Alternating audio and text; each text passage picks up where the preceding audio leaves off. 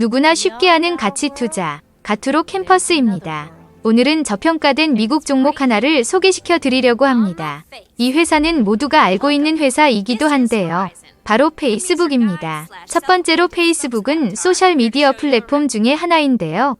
바로 디지털화된 인간관계를 컨트롤하고 있습니다. 더군다나 요즘 코로나 때문에 사람들이 재택근무며 집에 있는 시간이 많아지면서 이렇게 스마트폰이나 컴퓨터를 통해서 다른 사람들과 소통을 하고 있습니다.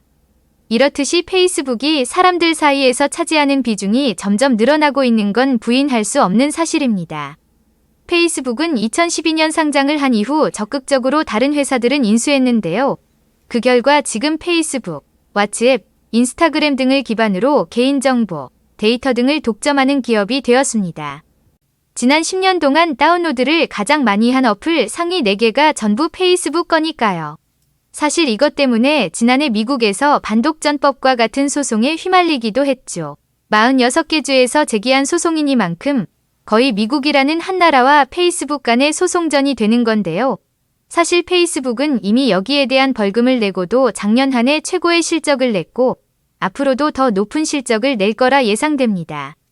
이 그래프를 보시면 월별로 사용자 수가 늘어나고 있는데요. 평균적으로 매달 30억 명의 사람들이 사용을 하고 있습니다. 전 세계 인구가 80억 명이 안 되니까요. 거의 절반의 사람들이 페이스북을 사용하고 있고 이 그래프를 보시면 2004년에 비해서 사용자 수가 급속도로 많아졌죠. 2017년부터 2020년까지도 10억 명 이상 늘어났으니까요. 이 수치가 점점 늘어나면 늘어났지 줄어들 것 같지는 않습니다. 왜냐하면 이번에 페이스북은 13살 이하의 어린이들을 대상으로 한 메신저 키즈와 인스타그램 키즈를 선보일 예정이라고 발표했습니다. 물론 아이들을 위한 거니 이익은 크게 나지 않겠죠. 인간관계는 나이에 제한되어 있지 않으니 잘한 선택 같습니다.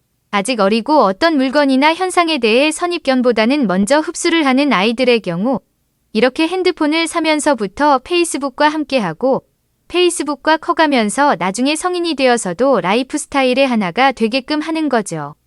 페이스북의 재무제표를 보겠습니다. 2017년 페이스북은 45조가량의 매출을 올렸는데요. 2018년에는 60조, 2019년에는 77조, 2020년에는 거의 90조가 되는 매출을 올리네요. 거의 2배가 넘는 매출을 올렸습니다. 이렇듯 거대 테크 기업의 매출이 계속해서 꾸준하게 또한 급격하게 매출이 증가하는 건 보기 드문 일인데요. 페이스북은 이런 인식을 깨고 실적과 매출의 급격한 증가를 보여주고 있습니다. 순이익은 더 좋습니다. 2017년 순이익은 18조, 2018년은 25조, 2019년에는 반독점법 관련해 벌금을 내서 순이익이 줄어서 20조 정도로 나왔습니다. 그리고 나서 1년 만에 페이스북은 순이익이 32조가량 되면서 12조가량 더 증가한 모습을 보여줬습니다.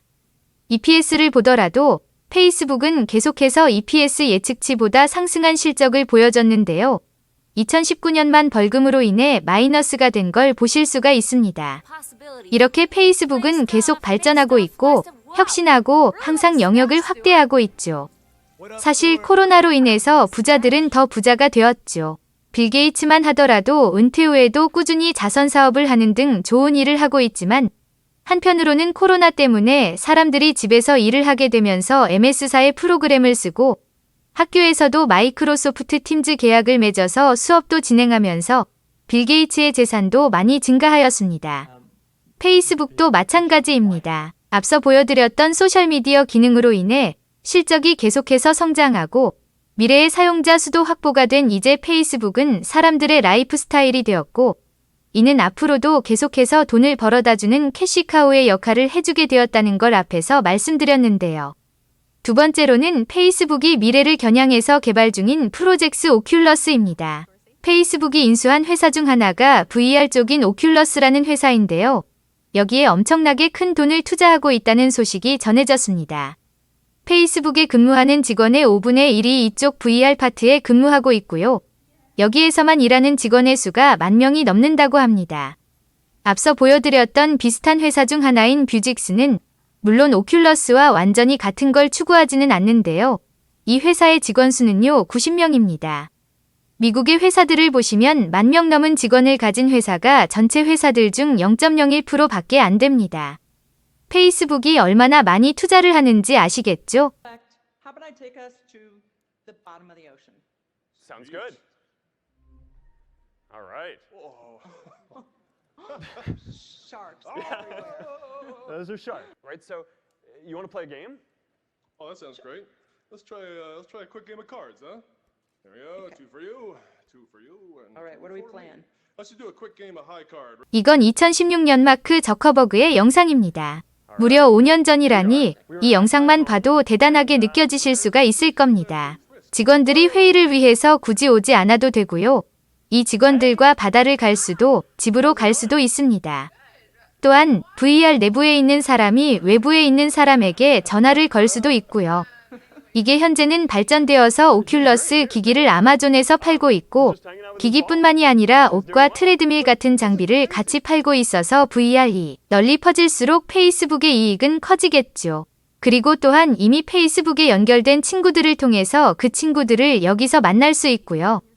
또한 조금만 더 방향을 바꾼다면 온라인 데이트 앱으로도 진출할 수가 있겠네요. 이렇게 페이스북의 과거와 현재를 보셨는데요. 어떠셨나요? 가투로 캠퍼스 좋아요. 구독은 사랑입니다.